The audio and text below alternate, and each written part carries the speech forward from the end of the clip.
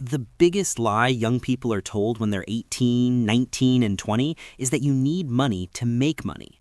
This process starts in school, when we're taught that the only way to build wealth is to get a good degree, land a safe corporate job, and slowly save whatever's left over for 40 years until you're too old to enjoy it.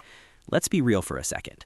Do you think that's how I went from being a 16-year-old with zero qualifications and no money in my pocket to becoming a multi-millionaire in my early 20s? There's clearly something else going on. And no, I'm not talking about winning the lottery or getting lucky with a meme coin. I'm talking about a specific set of rules, investing tips that I've used for decades that actually work in the real world. Most people treat investing as an afterthought, something they'll do someday when they have more cash. But that's the main reason they never make it. They're stuck in stagnation, trapped in a system designed to keep them spinning their wheels on a flat line. If you don't want to be like everyone else, broke, stressed, and stuck in a never-ending cycle, you need to change how you look at every single dollar that passes through your hands. Instead of seeing a dollar as something to spend, you need to see it as a seed that you can plant and watch grow into a money tree. Today, I'm going to share the 8 investing tips that took me from absolute zero to making tens of millions. These aren't just theories. I've used these exact strategies to beat inflation and build a portfolio that now grows by thousands of dollars every single week without me having to lift a finger.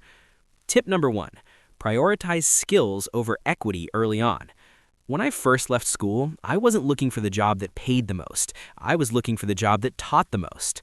Imagine for a moment 2 paths. Path A is a boring but well-paid job, where you stack cash early but your earning potential plateaus quickly.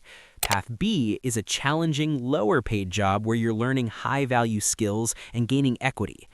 Every self-made millionaire I know followed Path B. In your early years, your greatest investment isn't the stock market, it's yourself. You need to invest in your ability to earn. If you can't make $10,000 a month yet, don't worry about where to put your $100. Worry about how to turn your time into a skill that people are willing to pay thousands for. Tip number 2, the 25% growth rule. Once you start making money, most people make the classic mistake of lifestyle creep. As soon as they get a pay rise, they buy a better car or move into a bigger flat. I did the opposite. I designed a system called the 25-50-10 rule. The first 25% of every single paycheck I ever received went straight toward growth. This isn't mindset nonsense. It means using that money to buy assets that increase in value. By automating this, I made investing a priority rather than an afterthought. If you wait until the end of the month to see what's left to invest, the answer will almost always be zero. You have to pay yourself first. Tip number 3, don't invest in things you don't understand. Look, I get it. Your friend's cousin just made 50 grand on a random crypto coin with a dog on it, and now you feel like you're missing out. But here is a harsh truth. That's not investing, that's gambling. I've seen so many people, ambitious, hard-working people, lose everything because they chased a hot tip they couldn't explain to a 5-year-old. When I started, I stuck to what I knew. I understood physical products, I understood margins, and I understood how people spent money. If you can't explain how an investment actually generates value, stay away from it. It's better to earn 8% on something you understand than to risk 100% on something you don't. Remember, the goal isn't just to make money, it's to keep it. In the world of wealth, boring is usually where the millions are made. Tip number 4. The power of the snowball, compounding. I want you to imagine for a moment a small snowball at the top of a mountain. If you give it a little push, it doesn't look like much at first. It's small, it's slow, and it feels like it's barely moving. This is what the first 2 or 3 years of investing feel like. You look at your account and think, why am I bothering? I only made 50 quid this month. But if you keep rolling that snowball, something crazy happens. It starts to pick up more snow. It gets heavier. It moves faster. Eventually, it becomes an avalanche that nothing can stop. Let's look at the numbers because the math doesn't lie. If you invest $250 a month starting at age 18, assuming an 8% return, by the time you're 65, you're sitting on roughly $1.5 million. But if you wait just 10 years and start at 28, you end up with less than half that amount, around $680,000. That 10-year delay cost you nearly $1 million. Time is the only asset you can't buy back. If you're in your 20s, you are currently sitting on a gold mine of time. Don't waste it waiting for the perfect moment to start. The perfect moment was yesterday. The second best moment is right now. Tip number 5. Use good debt to accelerate. Now, most people are terrified of debt. They're taught that debt is a trap that keeps you poor.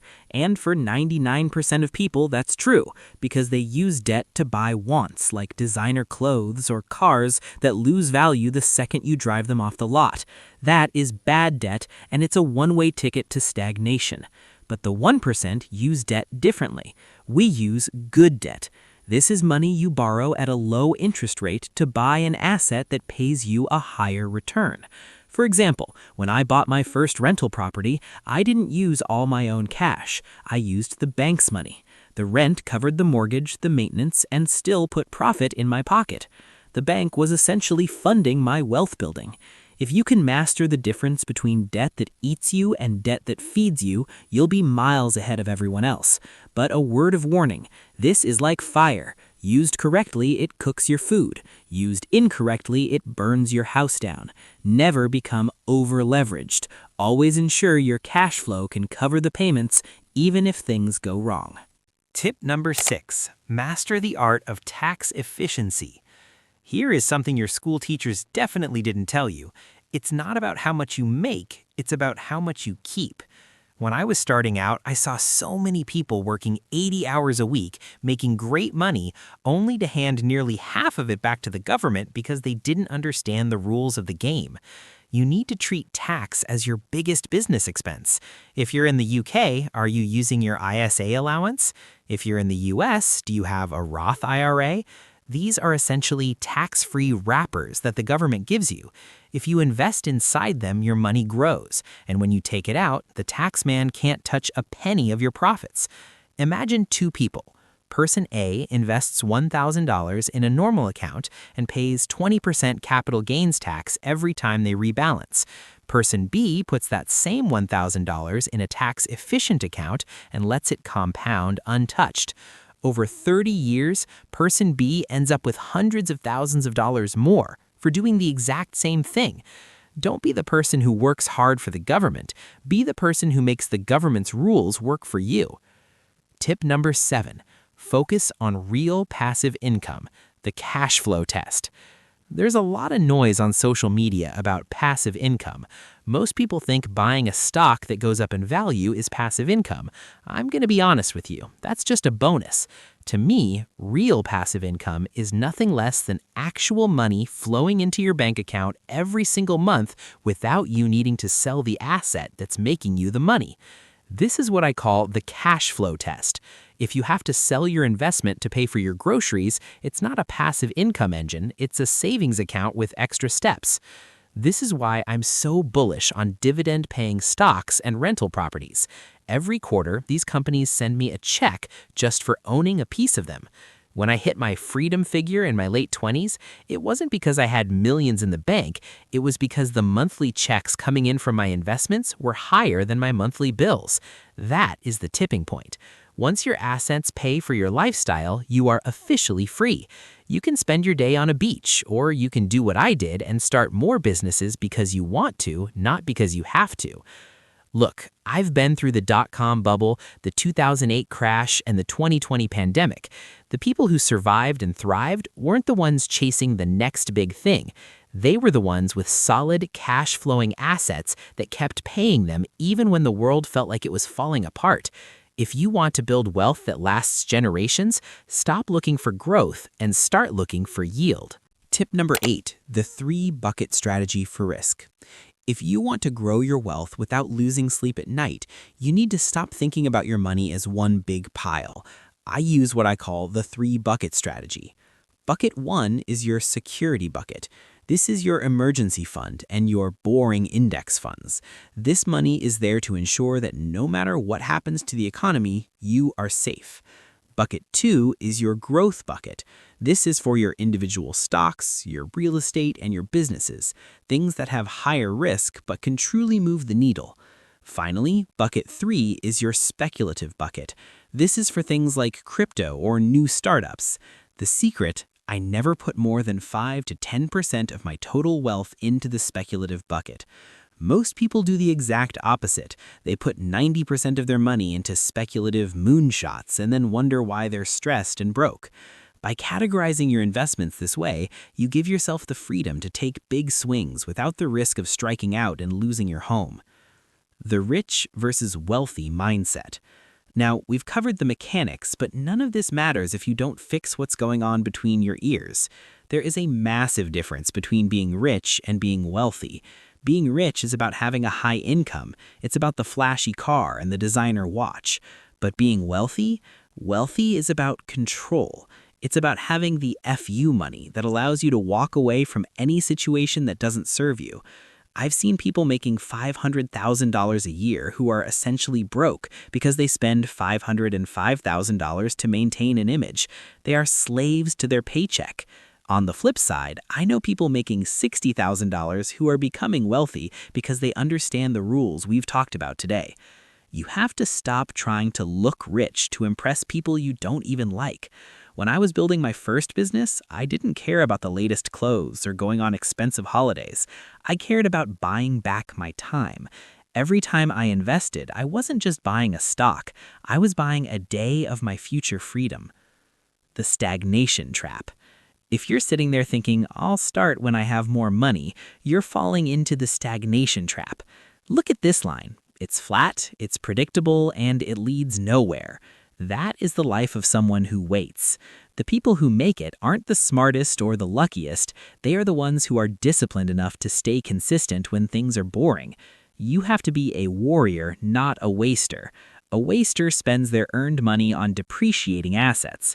A warrior treats every dollar like a soldier and sends it out to capture more dollars. If you've made it this far in the video, you're already in the minority. Most people have the attention span of a goldfish and would have clicked off 10 minutes ago. But the fact that you're still here tells me you're serious about changing your life. You're the backbone of the next generation of entrepreneurs. And honestly, the world needs your drive. Phase 5. The tipping point. Everything we've discussed today, the 25% rule, the power of compounding, the 3-bucket strategy, it all leads to one specific moment in your life. I call it the tipping point. This is the day when your investments generate more money in a single month than you spend on your entire lifestyle. When I reached this point in my late 20s, the feeling wasn't what I expected. It wasn't about the ability to buy a supercar. It was the realization that I had successfully bought back my future. From that day on, every hour I worked was because I chose to, not because I had to. Most people spend their lives trading their limited time for a shrinking amount of money. If you follow these 8 tips, you're doing the exact opposite. You're trading your money to buy back your time. The harsh truth about your circle. But before we wrap up, I need to give you a warning. As you start to apply these rules and your wealth begins to grow, you're going to notice something uncomfortable. Your friends, and maybe even your family, might start to pull you back. They'll call you lucky, or they'll tell you that you're being boring because you're not out spending your money on Friday nights like they are. They're trapped in the stagnation trap, and subconsciously, they want you to stay there with them because your progress shines a light on their lack of action. You have to be okay with being misunderstood for a few years so you can be free for the rest of your life. Don't let people who have never built anything tell you how to build your empire. Final summary, the 1% blueprint. Let's recap. To go from 0 to millions, you must prioritize high-value skills over early cash, automate the 25% growth rule, only invest in what you truly understand, let the snowball of compounding roll as early as possible, use good debt to leverage your assets, master tax efficiency so you keep what you earn, focus on actual cash flow over theoretical growth, protect yourself with the 3-bucket risk strategy. If you implement even half of these, I guarantee you will be miles ahead of the average person. You have the map now. All you have to do is start walking. Don't be the person who watches this video, feels motivated for 10 minutes, and then goes back to scrolling through social media. Go and open that investment account. Set up that automatic transfer. Buy that book that teaches you a new skill. Do something today that your future self will thank you for. The "don't click" ending. I'm proud of you for making it to the end of this script. It shows you have the focus required to actually make it.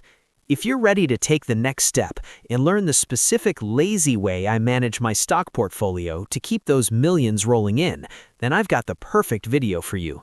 I'll leave that video right up there, but don't click on it just yet. Make sure to subscribe to the channel and hit that notification bell if you want to grow your wealth alongside me. Also, don't forget to check the links in the description to grab your free stocks and start your journey today. I am your professor. I'll see you over there.